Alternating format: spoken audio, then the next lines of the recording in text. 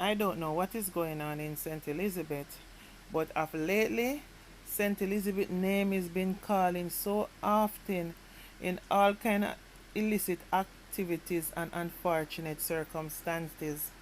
Because here we have a JPS contractor who was shot and killed in an alleged love triangle in St. Elizabeth.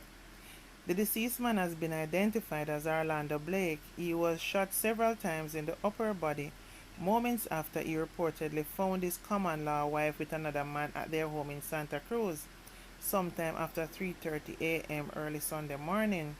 Blake reportedly came home from work hours earlier than usual to find his partner in a compromising position. The reports are that Blake's common-law wife and her lover were in bed when they heard noise coming from the grill.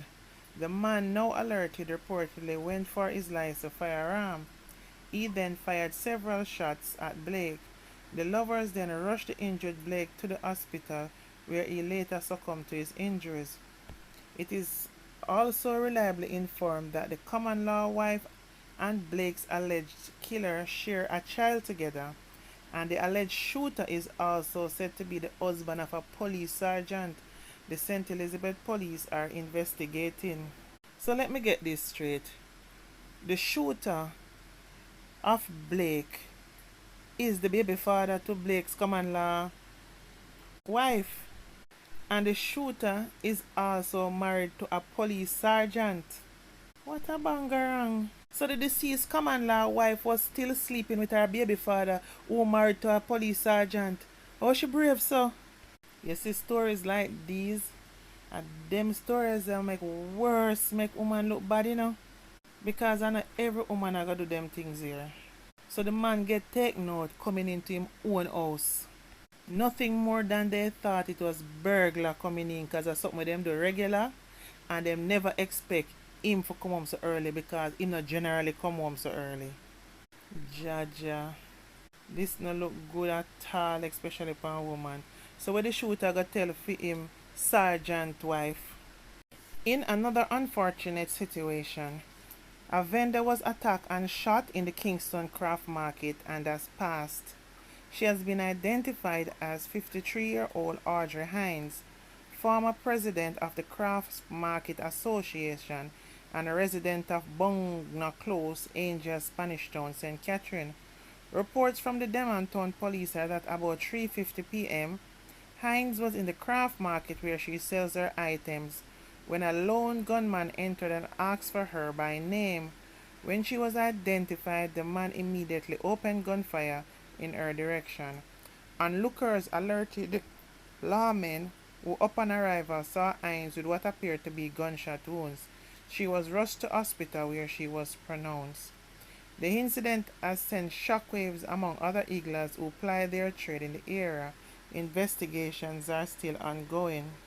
Hines, however, was the president of the Craft Market Association, and part of our aim is to reach out to educational institutions across the corporate area in a bid for partnerships with schools. She said, "We want to see teachers bringing more of their students to the location to learn more about craft," said Hines, concerned that not many youths are gravitating towards craft and culture. The president felt the move, while it was also aiming at boosting the presence of the facility, it would also help to preserve the culture to pass it on to youths who would be the adults of tomorrow. She further stated, "It's a part of our culture, and too often when we have events such as Jamaica Day, Independence Day, we see teachers and parents going to various places to purchase cultural items, many of which are of inferior quality," said Hines. "We believe a partnership should be formed with schools to have teachers and educators from other facilities make the craft market the place of choice to purchase these items," said Hines. "Not only is it safer to shop, but the experience of purchasing from the craft markets benefits everyone." She further said the items produced by craft vendors are the best in quality. The other benefit is that having teachers take students to the facility will be a learning experience for students. She said it will give them an opportunity to learn more about their culture while purchasing items of their choice.